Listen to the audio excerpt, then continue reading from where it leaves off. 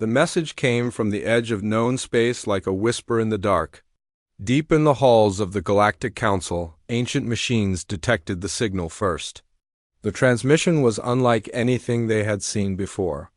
It contained numbers that made sense, pictures that showed beauty, and sounds that seemed to speak directly to the soul. Ambassador Krell stood before the great viewing screen in the council chambers. His purple skin gleamed under the artificial lights as he studied the data. Behind him, representatives from dozens of worlds whispered among themselves. The transmission had come from a small yellow star in a quiet corner of the galaxy. The third planet from that star had sent this message into space. "They call themselves humans," said Dr. Myra, her translucent form shifting colors as she spoke. "Their mathematics are impressive. Their art is strange but compelling. They seem to be inviting us to make contact." Krell nodded slowly.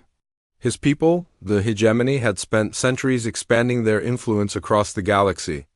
New worlds meant new resources, new trading partners, new opportunities for growth. This could be exactly what they needed. "We should send a diplomatic mission immediately," Krell suggested. "Standard first contact protocols. Exchange of information, establishment of trade routes, cultural exchange." But Dr. Mera raised one of her 4 arms.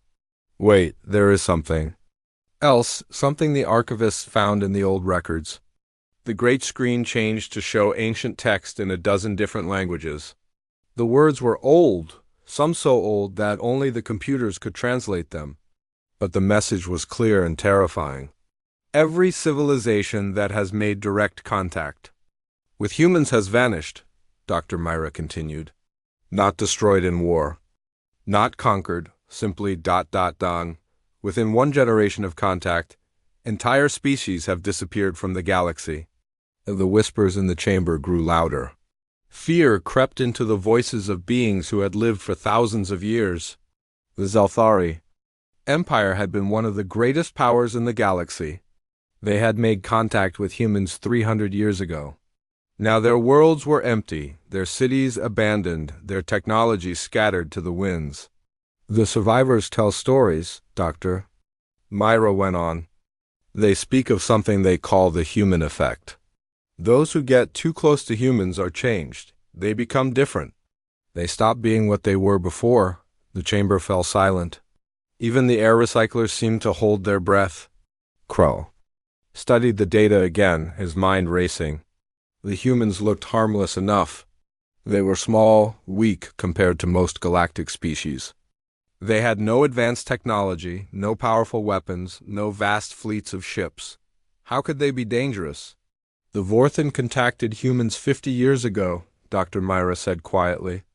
"They were a proud warrior race, conquerors who had never known defeat. After contact with humans, they laid down their weapons.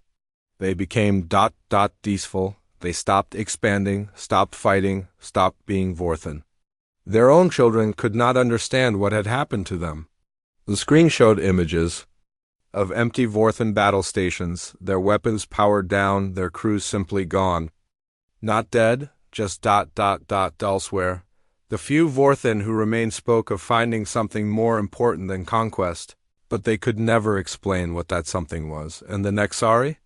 asked Krell. "The same," Dr. Myra replied. "They were the greatest scientists in the galaxy. They had solved the mysteries of time and space. After contact with humans, they abandoned their research. They said they had found something more valuable than knowledge, but they could never say what it was. The evidence was overwhelming. 17 different species had made contact with humans over the past 5 centuries. All 17 had either vanished completely or changed so dramatically that they were no longer recognizable as their original species. The pattern was consistent and terrifying. "So what do we do?" asked Captain Rex, his mechanical voice echoing in the chamber. "Do we avoid them forever? Do we warn the galaxy to stay away?" Dr. Myra's colors shifted to deep blue, indicating deep thought. "I propose we conduct a test, a secret test. We send a small team to observe humans from a distance. We learn what makes them so dangerous before we make any decision about contact. And if the team is affected by this human effect, Krell asked. Then we will have our answer, Dr. Myra replied. And we will know to stay away. The debate that followed lasted for hours. Some argued for immediate contact, believing that the benefits outweighed the risks. Others demanded that the human system be quarantined, that warning beacons be placed to keep all galactic traffic away. But in the end, wisdom prevailed. The Council voted to authorize the secret test. A small team would be sent to observe humans without making contact. They would study human behavior, human culture, human society. They would try to understand what made humans so dangerous to other intelligent life. The team would consist of volunteers from different species, each chosen for their unique abilities. They would take a stealth ship to the human system and establish a hidden observation post. They would watch, they would learn, and they would report back. If this human effect is real, Krell said as the meeting ended, then we need to understand it. We need to know what we are dealing with before we make any decisions that could affect the entire galaxy. Dr. Myra nodded. The team will be small and expendable. If they are lost, it will be a small price to pay for the knowledge we gain. But even as she spoke, she wondered if they truly understood what they were getting into. The old record spoke of the human effect as something that could not be resisted, something that changed beings at their very core. What if the test team was not just observing humans, but being observed in return? As the council chamber emptied, the great screen continued to show the human message. Mathematics and art, science and beauty, logic and emotion all woven together, in a way that no other species had ever achieved. Perhaps that was the secret. Perhaps humans were dangerous, not because they were strong, but because they were something else entirely. The secret test would begin soon. The galaxy would finally learn the truth about humanity. But as the ancient saying went, some truths were more dangerous than any lie. The ship Whisper moved through space like a shadow, its hull designed to bend light around it. Captain Rex stood on the bridge, watching the blue and white planet grow larger on the screen. Earth looked peaceful from space, covered in swirling clouds and vast oceans. It was hard to believe that something so beautiful could be dangerous. "Entering the asteroid belt now," reported Engineer Tor, his voice carrying the strange harmony of the hive mind. "I have found a suitable location for the observation post." Rex nodded to his crew. They were an unusual group, chosen specifically for this mission. Nala sat at the sensor station, her form shifting slightly as she concentrated. Her people could change their appearance at will, making her perfect for close observation work. Dr. Finn stood at the analysis console, his crystalline body reflecting the light from the screens. His species thought in pure logic, free from the emotions that clouded judgment. And Tor, with his connection to the collective consciousness of his people, could process vast amounts of information at once. "The asteroid we have selected is rich in metals," Tor continued. "It will hide our energy signatures while we establish the monitoring equipment." The next few days passed in careful preparation. They hollowed out a section of the asteroid and installed their observation equipment. Long-range scanners, communication, interceptors, and analysis computers all worked together to create a window into human civilization. Soon they were receiving thousands of signals from the planet below. The first thing that struck them was the chaos. Humans seemed to exist in a constant state of conflict. They fought over resources, territory, ideas, and things that seemed to have no value at all. Their planet was divided into hundreds of different groups, each with their own languages, customs, and beliefs. "They are incredibly inefficient," Dr. Finn observed, his voice carrying the flat tone of pure logic. "They waste enormous amounts of energy on activities that serve no survival purpose. Look at this." The screen showed humans engaged in what they called sports. People ran around a field chasing a ball, while thousands of others watched and shouted. The watchers had traveled great distances and spent considerable resources just to observe this pointless activity. "They call it entertainment," Nala said, her form shifting to a more comfortable position. "They seem to enjoy activities that have no practical value." "Illogical," Dr. Finn replied. Time and energy should be devoted to survival and reproduction. This serves neither purpose, but as the days passed, the crew found themselves drawn deeper into human behavior. They intercepted television broadcasts, radio shows, and something called the Internet. The variety of human expression was overwhelming. They created music that served no purpose except to generate emotional responses. They told stories about events that had never happened. They made images that represented nothing real but somehow conveyed meaning. Rex found himself watching human news broadcasts with growing confusion. The humans reported on wars, disasters, and conflicts with obvious distress. But they also reported on acts of kindness, scientific discoveries, and artistic achievements with equal enthusiasm. It was as if they cared about the welfare of humans. They had never met and would never meet. They have no logical basis for their emotional responses, Dr. Finn noted. They mourn the deaths of strangers. They celebrate the achievements of individuals from different tribes. They risk their own lives to save others who contribute nothing to their genetic line. Nala had been monitoring human social media, watching the constant stream of communication between individuals. They share their thoughts and feelings with complete strangers. They offer support to others facing problems they cannot solve. They form emotional bonds with beings they have never met in person. It makes no sense, Tor agreed, his hive mind connection allowing him to process multiple data streams simultaneously. My people share thoughts and experiences, but only within the collective. These humans share with anyone who will listen. As weeks passed, something strange began to happen to the crew. They found themselves spending more time than necessary watching human activities.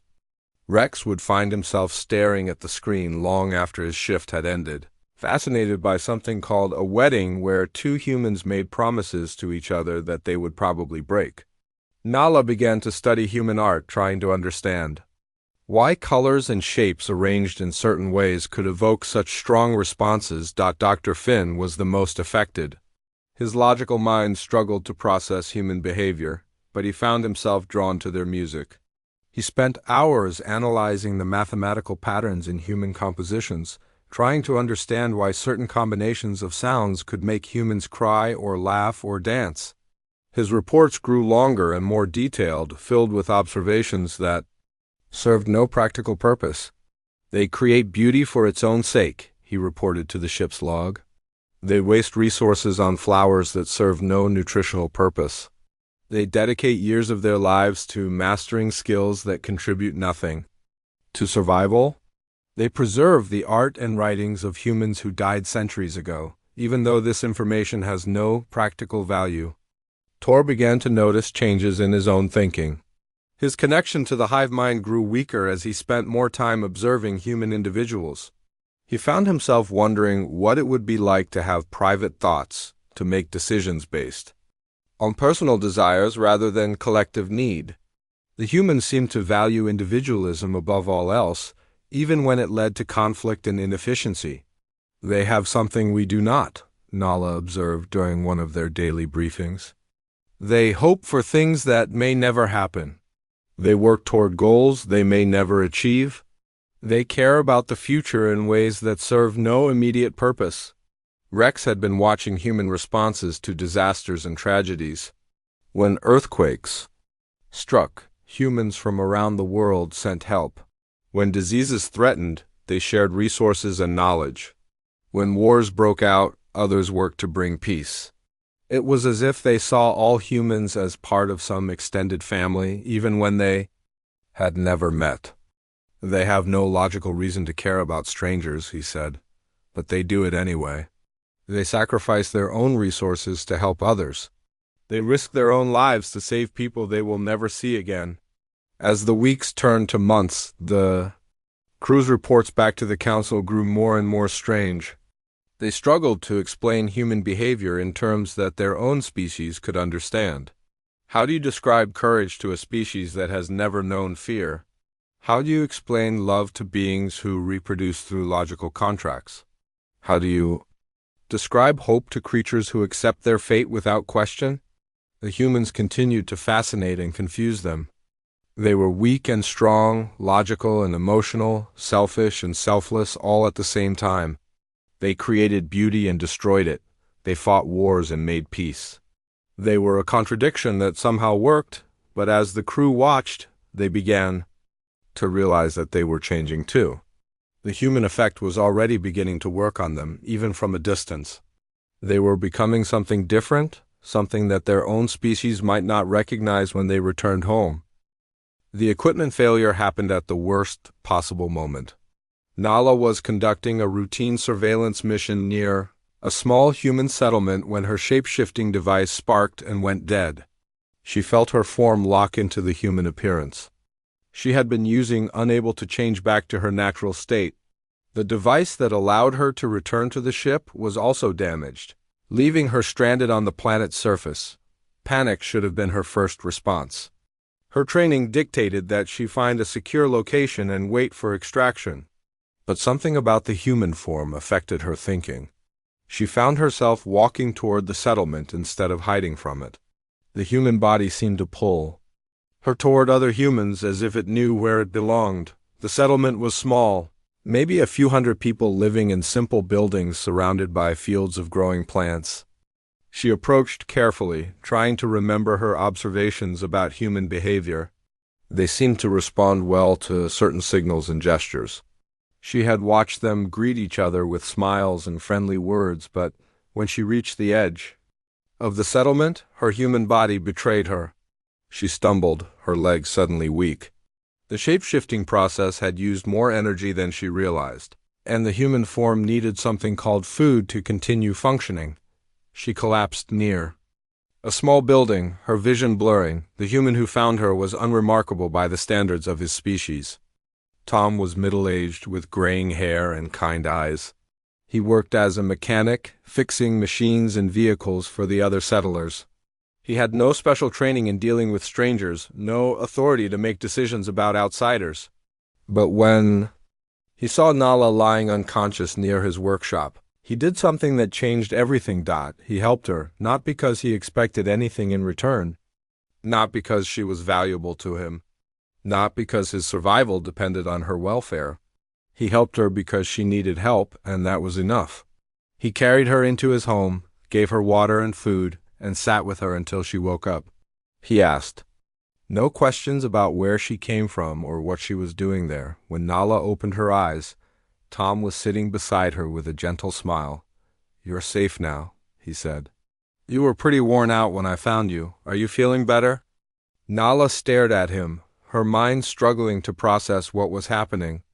In her species, helping strangers was a calculated decision based on potential benefits. Resources were precious, and wasting them on unknown beings was considered foolish. But Tom had used his own resources to help her without knowing anything about her. "I don't understand," she said, her voice shaking. "Why did you help me?" Tom looked confused by the question. "You needed help. That's what people do for each other." "But you don't know me. I could be dangerous. I could be a threat to your community." "Could be," Tom agreed. "But you could also be someone who just needed a friend. I'd rather take the chance on kindness than assume the worst." As the days passed while waiting for extraction, Nala lived among the humans. Tom introduced her to his neighbors, who accepted her presence without question. They shared their food, their stories, their laughter. They invited her to join their evening gatherings where they played music and told tales. They taught her their games and asked her about her travels. She had to lie about her origin, claiming to be from a distant city. But the humans accepted her story without demanding proof. They seemed to understand that sometimes people needed to start over, to find new places and new lives. They respected her privacy while making her feel welcome. The strangest part was how they treated her mistakes. When she confused their customs or used the wrong words, they laughed gently and corrected her with patience. When she accidentally broke something, they helped her fix it without anger. When she seemed sad or confused, they offered comfort without asking for explanations. Something unprecedented began to happen to Nala. Her shapeshifter biology was designed to adapt to different environments. But this adaptation went deeper than physical changes. Her thoughts began to shift. her emotions became more complex.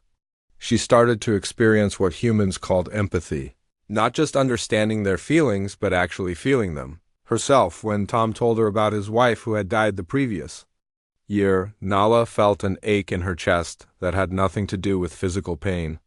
When the children in the settlement laughed and played, she felt their joy as if it were her own. When the community came together to help a family whose home had been damaged by a storm, she felt the warmth of their caring spreading through her entire being. The changes were not just emotional. Her neural pathways were literally rewiring themselves, creating new connections that had never existed in her species before.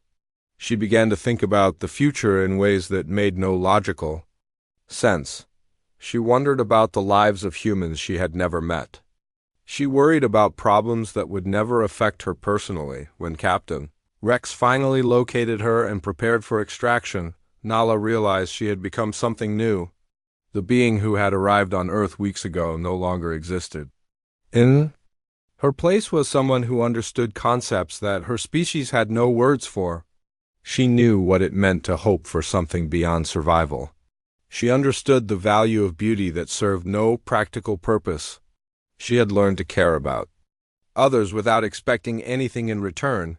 The extraction was conducted under cover of darkness. Rex materialized in Tom's workshop using the ship's transporter, expecting to find his crew member ready for immediate departure. Instead, he found Nala sitting with Tom, both of them looking sad about the coming separation. "I have to go," Nala told Tom. "My people need me." Tom nodded, though he clearly didn't understand the full situation. "I'll miss you. You brought something special to our community." "You gave me something special too," Nala replied. "Something I never knew I was missing." As they prepared to leave, Tom pressed a small object into Nala's hand. It was a piece of carved wood, shaped like a flower. "Something to remember us by," he said. "And remember that you always have a home here if you need one." Rex watched this exchange with growing alarm. The transformation in Nala was obvious. She spoke differently, moved differently, even looked different despite maintaining the same physical form. The human effect was real, and it was working faster than anyone had expected. During the transport back to the ship, Nala tried to explain what had happened to her, but the words came out strange, filled with concepts that had no equivalent in their language. She spoke of love and hope and wonder as if they were real forces in the universe.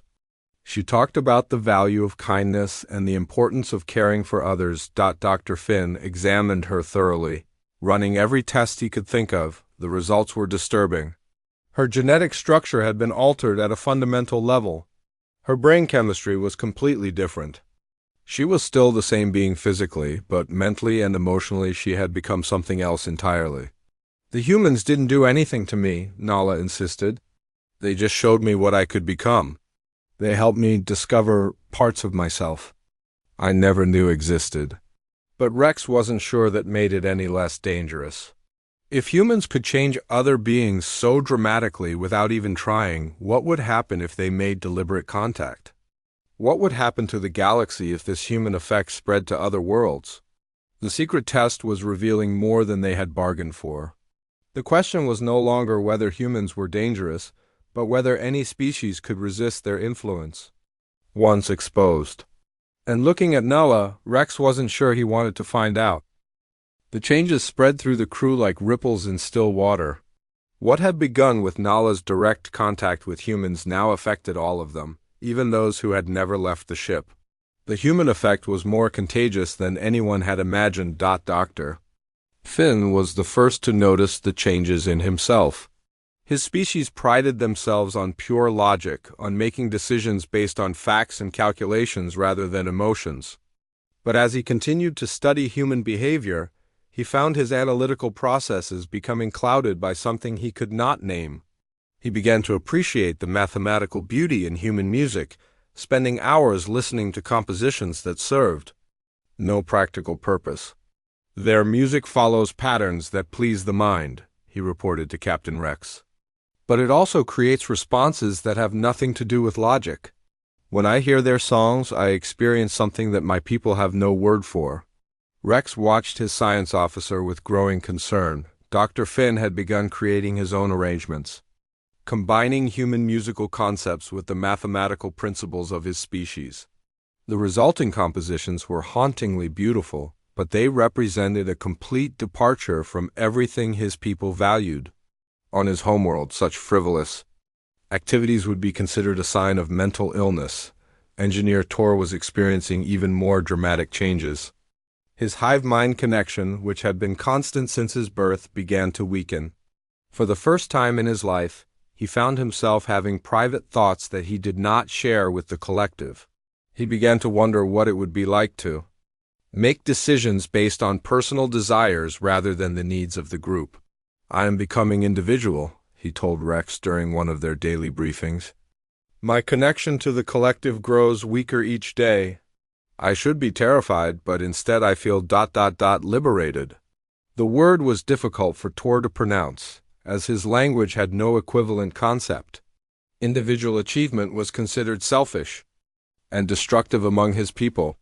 But watching humans pursue their personal dreams and goals, he began to understand that individualism could be a source of strength rather than weakness. Captain Rex tried to maintain his command discipline, but he too was changing. His species valued order and hierarchy, following established protocols without question. But exposure to human culture had introduced him to concepts like intuition and creative problem-solving. He found himself making decisions based on feelings, rather than regulations, trusting his instincts even when they contradicted standard procedures. The most disturbing aspect was how natural these changes felt. None of them felt like they were being forced to become something alien. Instead, they felt like they were discovering parts of themselves that had always existed but had been suppressed by their societies. The humans weren't changing them into something foreign. They were helping them become more complete versions of themselves. When it came time to file their weekly report to the Galactic Council, the crew struggled to find words that would make sense to their superiors. "How do you explain the concept of art to beings who see no value in beauty? How do you describe compassion to species that view emotional attachment as weakness? How do you convey the importance of hope to creatures who have accepted their limitations as permanent?" "The humans exhibit behavior patterns that defy logical explanation," Dr. Finn wrote in his report. "They engage in activities that serve no survival purpose but somehow contribute to their overall well-being. They form emotional bonds with strangers and invest resources in relationships that provide no tangible benefits." But even as he wrote these words, he knew they failed to capture the truth of what he had observed. The clinical language of his species could not convey the warmth he had witnessed in human interactions, the joy he had seen in their celebrations, the courage he had observed in their sacrifices for others. Rex's tactical reports were equally inadequate. "Humans demonstrate unpredictable behavior that makes standard threat assessment difficult," he wrote. "They are capable of both cooperation and conflict, often within the same individual. Their decision-making processes appear to be influenced by factors beyond rational calculation." What he could not explain was how these seeming contradictions somehow worked together to create a species that was both vulnerable and resilient, both chaotic and creative. The humans' willingness to take risks and embrace uncertainty had led to innovations that more cautious species would never have imagined. As the weeks passed, the crew's reports became increasingly personal and philosophical. They found themselves questioning not just human behavior, but the fundamental assumptions of their own cultures. Why did Dr. Finn's people suppress emotional expression when it seemed to enhance creativity? Why did Tor's hive mind eliminate individual thought when diversity of opinion led to better solutions? Why did Rex's species follow rigid hierarchies when flexible leadership proved more effective? The answers were uncomfortable. Each of their civilizations had chosen stability over growth, predictability over innovation, safety over possibility. They had created societies that were efficient and orderly, but perhaps they had also created prisons that prevented their people from reaching their full potential. When the Council demanded more specific information about the human threat, the crew faced an impossible task. They tried to explain that humans were dangerous not because they were aggressive or technologically advanced, but because they offered something that no other species had, the possibility of transformation. They show us what we could become, Nala wrote in her personal log, not through force or manipulation, but through example. They demonstrate that beings can be more than their biological programming, more than their cultural conditioning. They prove that change is possible even when it seems impossible. But the Council was not interested in philosophical insights. They wanted tactical information, threat assessments, strategic recommendations. They wanted to know how to defeat the human effect, how to immunize themselves against its influence, how to maintain their existing way of life. The crew realized they were facing a choice that would define the rest of their lives. They could return to their homeworlds and submit to whatever treatments their governments devised to cure them of their human influence changes. They could pretend that what they had experienced was an illusion, that their old ways were superior. That transformation was dangerous rather than liberating, or they could accept what they had become and face the consequences.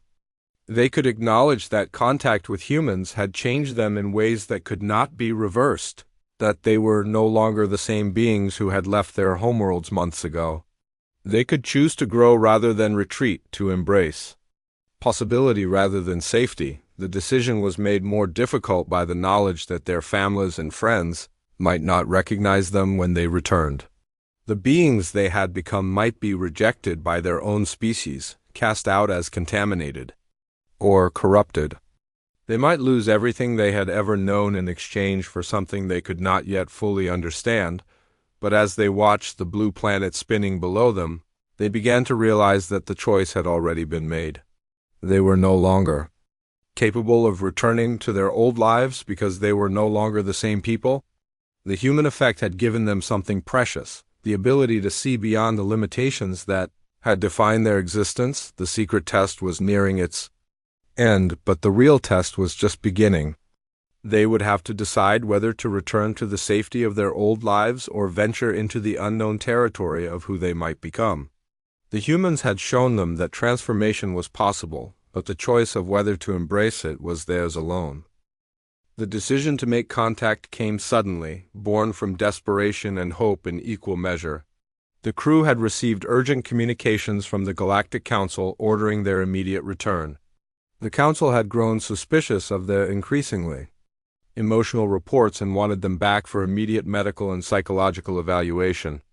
The implication was clear: they would be cured of their human influence changes, whether they wanted to be or not. Captain Rex gathered his crew in the ship's common area, a space that had been transformed over the months of their mission, where once there had been only functional furniture and regulation displays. Now there were pieces of human art that Dr. Finn had recreated from memory, musical instruments that Tor had crafted during his off-duty hours, and plants that Nala had cultivated to remind her of Earth's gardens. "We have a choice to make," Rex said, his voice carrying none of the mechanical authority it had possessed when they first began their mission.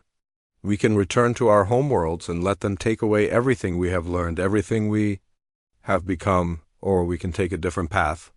The crew looked at each other, seeing in their companions' faces the same mixture of fear and determination they felt themselves. They had all changed in ways that went beyond simple learning or cultural exchange. They had become something new, something that existed in the space between what they had been and what they might become.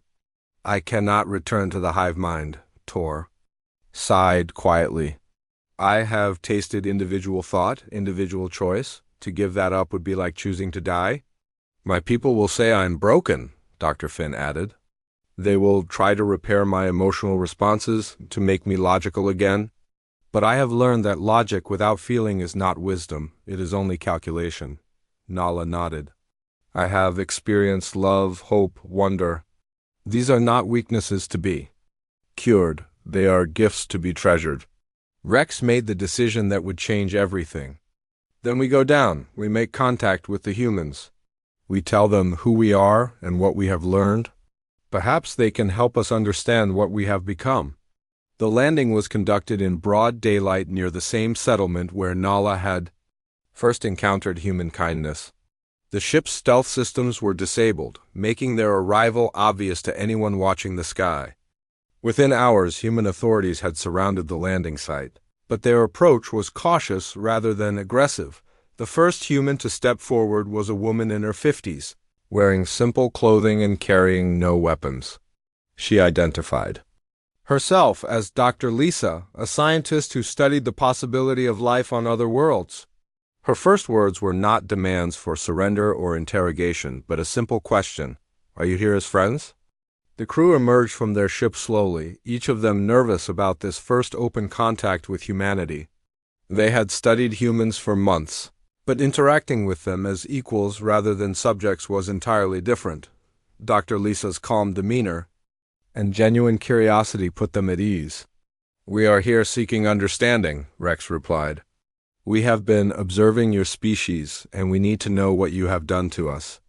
Dr. Lisa looked confused. "What we have done to you? We didn't even know you existed until an hour ago." Over the following days, the crew shared their story with a growing group of human scientists, philosophers, and ordinary citizens. They explained about the Galactic Council, the secret test, the pattern of civilizations that had vanished after contact with humans. They described the changes they had experienced and their fear of losing those changes if they returned home. The human response was unlike anything they had expected. Rather than pride at their apparent power or fear of the consequences, the humans showed genuine concern for the crew's well-being.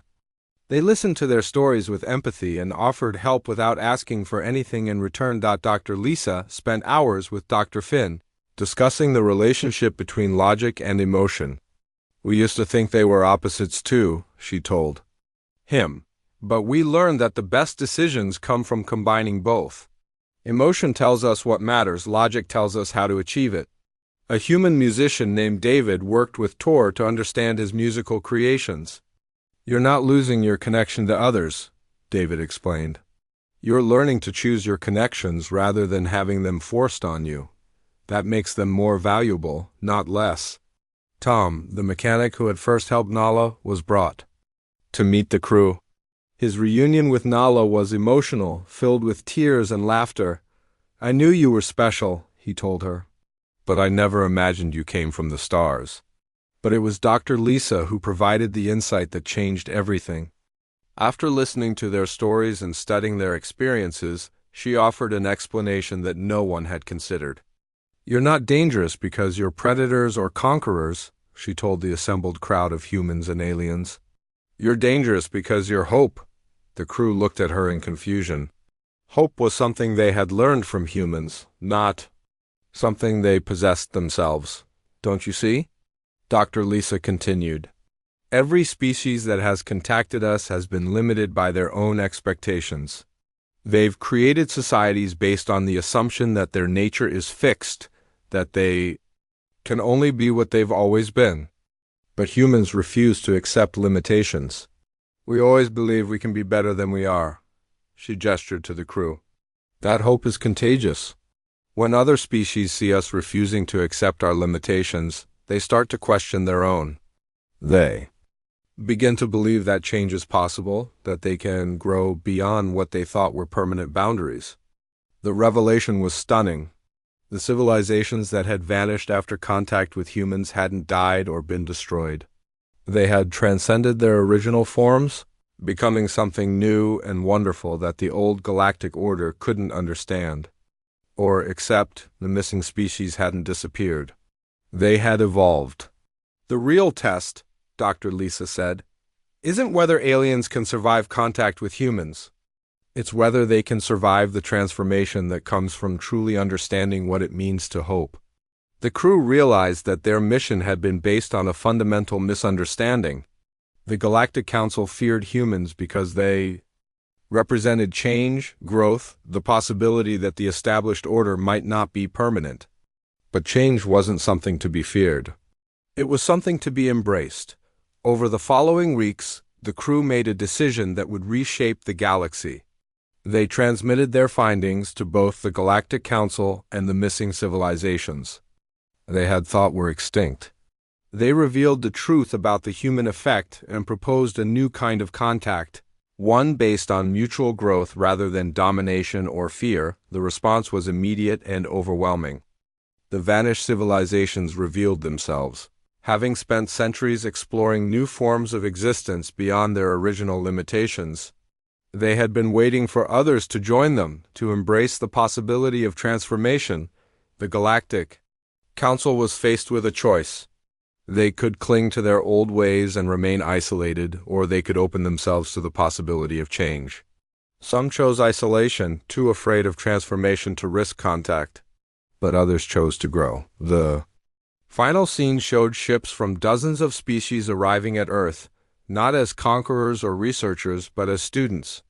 They came seeking the hope that humans offered, the belief that any being could become more than they had ever imagined possible. The secret test was over, but the real journey was just beginning. The crew that had set out to study humans had instead discovered themselves, and in doing so, they had opened the door to a new age of galactic cooperation and growth. The universe would never be the same, and that was exactly as it should be. The humans welcomed their visitors with open arms, ready to share not just their knowledge and culture, but their most precious gift, the unshakable belief that tomorrow could be better than today, that any being could transcend their limitations and become something wonderful and new.